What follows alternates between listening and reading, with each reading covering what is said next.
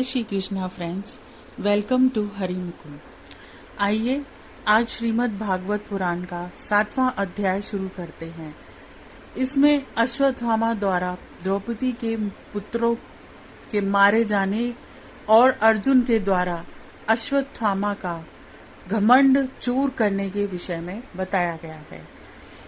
श्री शौनक जी ने पूछा, हे सूत जी, सर्वज्ञ एवं सर्वशक्तिमान व्यास भगवान ने नारद जी का अभिप्राय सुन लिया, फिर उनके चले जाने पर उन्होंने क्या किया? श्री सूत जी ने कहा, ब्रह्म नदी सरस्वती के पश्चिम तट पर शम्याप्रास नामक एक आश्रम है। वहाँ ऋषियों के यज्ञ चलते ही रहते हैं। वहीं व्यास जी का अपना आश्रम है। उसके चारों ओर बेर का सुंदर वन है। उस आश्रम में बैठकर उन्होंने आचमन किया और स्वयं को, अपने मन को समाहित किया। उन्होंने भक्ति योग के द्वारा अपने मन को पूर्णता एकाग्र और निर्मल करके आदि पुरुष परमात्मा और उनके आश्रय से रहने वाली माया को देखा। इसी माया से मोहित होकर यह जीव तीनों गुणों से अतीत होने पर भी अपने को त्रिगुणात्मक मान लेता है और इस मान्यता के कारण होने वाले अनर्थों को भोगता है। इन अनर्थों की शांति का साक्षात साधन है केवल भगवान का भक्ति योग। परंतु संसार के लोग इस बात को नहीं जानते। यही समझकर उन्होंने इस परमहंसों की संहिता श्रीमद् भगवत गीता की रचना करी। इसके श्रवण मात्र से पुरुषोत्तम भगवान श्री कृष्ण के प्रति परम प्रेममयी भक्ति हो जाती है, जिससे जीव के शोक, मोह और भय नष्ट हो जाते हैं। उन्होंने इस भागवत संहिता का निर्माण और पुनरावृत्ति करके इसे अपने पुत्र श्री शौनक जी को पढ़ाया। श्री शौनक जी ने पूछा, श्री सुखदेव जी तो अत्यंत निवृत्ति परायण हैं। उन्हें किसी भी वस्तु की अपेक्षा नहीं है। वे सदा आत्मा में ही रमण करते हैं। फिर उन्होंने किस लिए इस विशाल ग्रंथ का अध्ययन किया? श्री सूत जी ने कहा, जो लोग ज्ञानी हैं, जिनकी अविद्या की गांठ खुल गई है और जो सदा आत्मा में ही रमण करने वाले हैं, वे भी भगवान की हेतु रहित भक्ति किया करते हैं। किंतु क्योंकि भगवान के गुण ही ऐसे मधुर हैं जो सबको अपनी ओर खींच लेते हैं। फिर सुखदेव जी तो भगवान के भक्तों के अत्यंत प्रिय और स्वयं भगवान वेद व्यास के पुत्र हैं। भगवान के गुणों ने उनके हृदय को अपनी ओर खींच लिया और उन्होंने उससे विवश होकर ही इस विशाल ग्रंथ का अध्ययन किया। शौनक जी, अब मैं राजश्री परीक्षित के जन्म, कर्म और मोक्ष की तथा पांडवों के स्वर्ग रोहण की कथा कहता हूँ, क्योंकि इन्हीं से भगवान श्री कृष्ण की अनेकों कथाओं का उदय होता है। जिस समय महाभारत युद्ध में कौरव और पांडव दोनों पक्षों के बहुत से वीर गति को प्राप्त हो चुके थे और भीमसेन की गदा के प्रहार से दुर्योधन की जांघ टूट चुकी थी, तब अश्वत्थामा ने अपने स्वामी दुर्योधन का प्रिय कार्य समझकर द्रौपदी के सोते हुए पुत्रों के सिर काटकर उसे भेंट किया। यह घटना दुर्योधन को भी अप्रिय ही लगी, क्योंकि ऐसे नीच कर्म की सभी निंदा करते हैं। उन बालकों की माता द्रौपदी अपने पुत्रों का निधन सुनकर अत्यंत दुखी हो गई। उसकी आंखों में आंसू छलछला आए। वह रोने लगी। अर्जुन ने उसे सांत्वना देते हुए कहा, हे कल्याणी, मैं तुम्हारे आंसू तब पहुंचूंगा जब उस आताताई ब्राह्मण धम का सिर गांडीव धनुष के बाणों से काटकर तुम्हें भेंट करूंगा और पुत्रों की अंत्येष्टि क्रिया के बाद तुम उस पर पैर रखकर स्नान करोगी। अर्जुन ने इन मीठी और विचित्र बातों से द्रौपदी को सांत्वना दी और अपने मित्र भगवान श्री कृष्ण की सलाह से उन्हें सारथी बनाकर कवच धारण कर और अपने भयानक गांडीव धनुष को लेकर वे रथ पर सवार हुए तथा गुरुपुत्र अश्वत्थामा के पीछे दौड़ पड़े। बच्चों की हत्या से अश्वत्थामा का भी मन उद्विग्न हो गया था। जब उसने दूर से ही देखा कि अर्जुन मेरी ओर झपटे हुए आ रहा है, तब वह अपने प्राणों की रक्षा के लिए पृथ्वी पर जहां तहां भाग सकता था, रुद्र से भयभीत सूर्य की भांति भागता रहा। जब उसने देखा कि मेरे रथ के घोड़े थक गए हैं और मैं बिल्कुल अकेला हूँ, तब उसने अपने को बचाने का एकमात्र साधन ब्रह्मास्त्र ही समझा। जबकि उसे ब्रह्मास्त्र को लौटाने की विधि मालूम भी नहीं थी, फिर भी प्राण संकट में देखकर उसने आचमन किया और ध्यानस्थ होकर ब्रह्मास्त्र का संधान किया। उस अस्त्र से सब दिशाओं में एक बड़ा प्रचंड तेज फैल गया। अर्जुन ने देखा कि अब तो मेरे प्राणों पर ही आ बनी है। तब उन्होंने श्री कृष्ण से प्रार्थना की। अर्जुन ने कहा, श्री कृष्ण, तुम सच्चिदानंद स्वरूप परमात्मा हो, तुम्हारी शक्ति अनंत है। तुम ही भक्तों को अभय देने वाले हो, जो संसार की धधकती हुई आग में जल रहे हैं। उन जीवों को उससे उबारने वाले एकमात्र तुम ही हो। तुम प्रकृति से परे रहने वाले आदि पुरुष साक्षात परमेश्वर हो। अपनी चित्त शक्ति से बहिरंग एवं त्रिगुणमयी माया को दूर भगाकर अपने अद्वितीय स्वरूप में स्थित हो। वही तुम अपने प्रभाव से माया मोहित जीवों के लिए धर्मादि रूप कल्याण का विधान करते हो। तुम्हारा यह अवतार पृथ्वी का भार हरण करने के लिए और तुम्हारे अनन्य प्रेमी भक्तजनों के निरंतर स्मरण ध्यान करने के लिए है। श्री कृष्ण, यह भयंकर तेज सब ओर से मेरी ओर आ रहा है।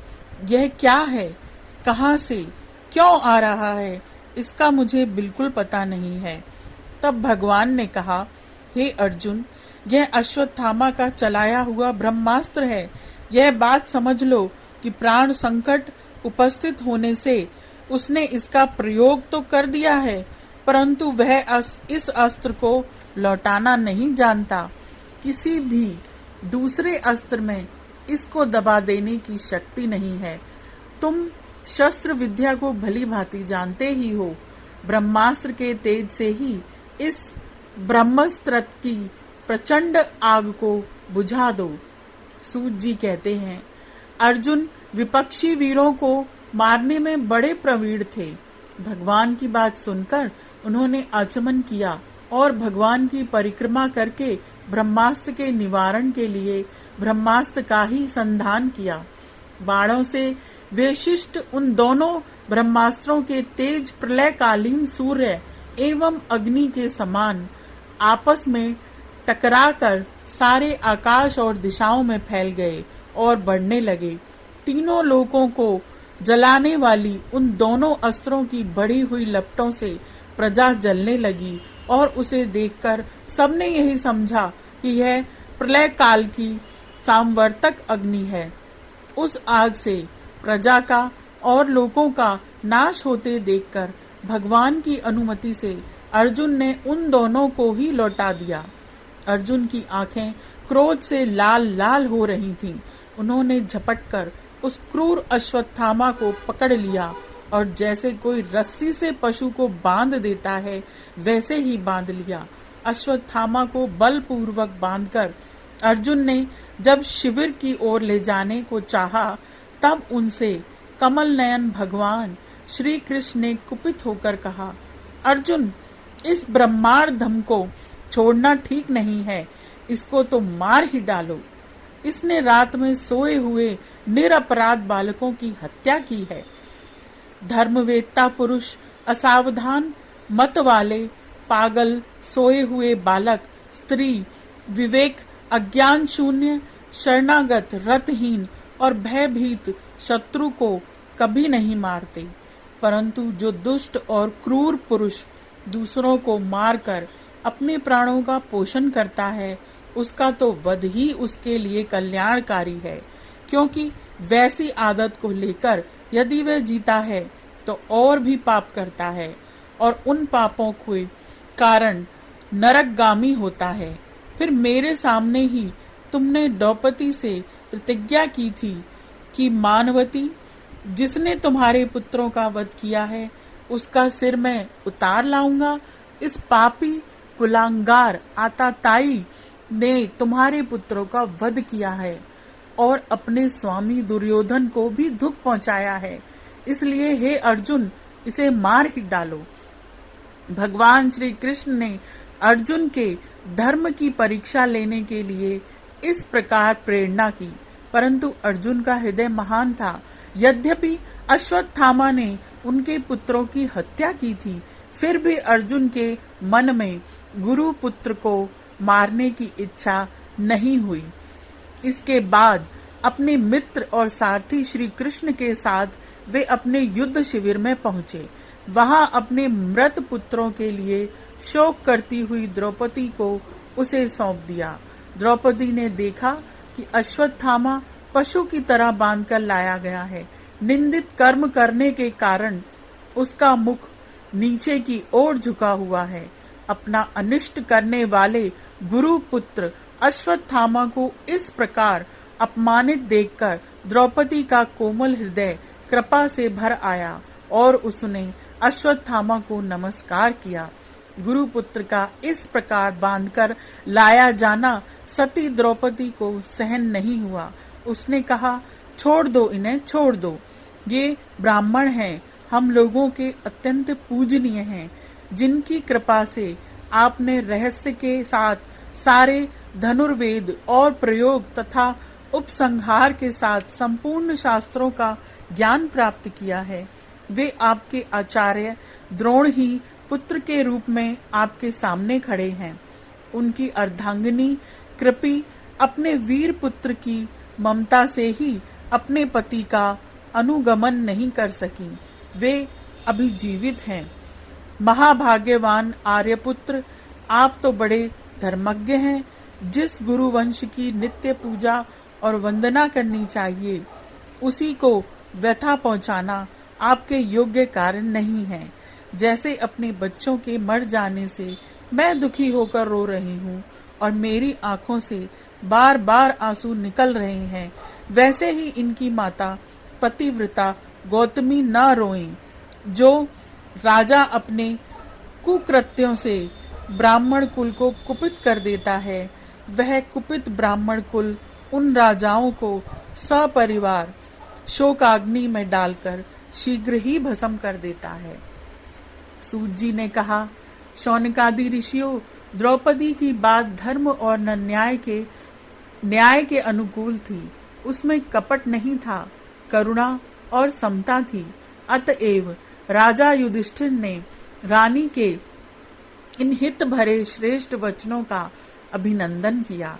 साथ ही नकुल, सहदेव, सात्यकी, अर्जुन, स्व भगवान श्री कृष्ण और वहां पर उपस्थित सभी नर नारियों ने द्रौपदी की बात का समर्थन किया।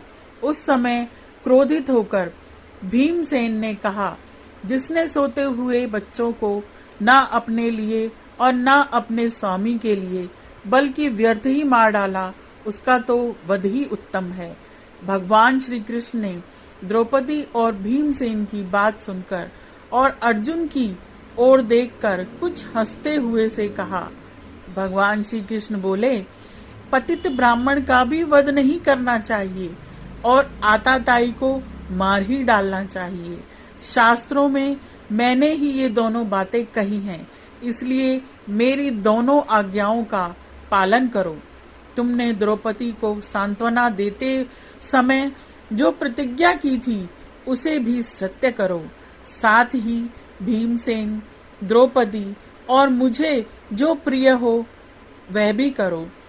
सूत जी कहते हैं, अर्जुन भगवान के हृदय की बात तुरंत ताड़ गए और उन्होंने अपनी तलवार से अश्वत्थामा के सिर की मणि उसके बालों के साथ उतार ली। बालकों की हत्या करने से वह श्रीहीन तो पहले ही हो गया था, अब मणि और ब्रह्म तेज से भी रहित हो गया। इसके बाद उन्होंने रस्सी का बंधन खोलकर उसे शिविर से निकाल दिया। मुंड देना, धन छीन लेना और स्थान से बाहर निकाल देना, यही ब्राह्मण अधमों का वध है।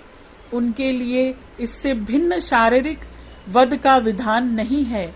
पुत्रों की मृत्यु से द्रौपदी और पांडव सभी शोकातुर हो रहे थे। अब उन्होंने अपने मरे हुए भाई बंधुओं की देह आदि अंत्येष्टि क्रिया की। यह अध्याय यहीं समाप्त होता है। आशा है आपको यह सुनकर अच्छा ही लगा होगा। आज के लिए इतना ही। Please like, share and subscribe my channel. Thank you.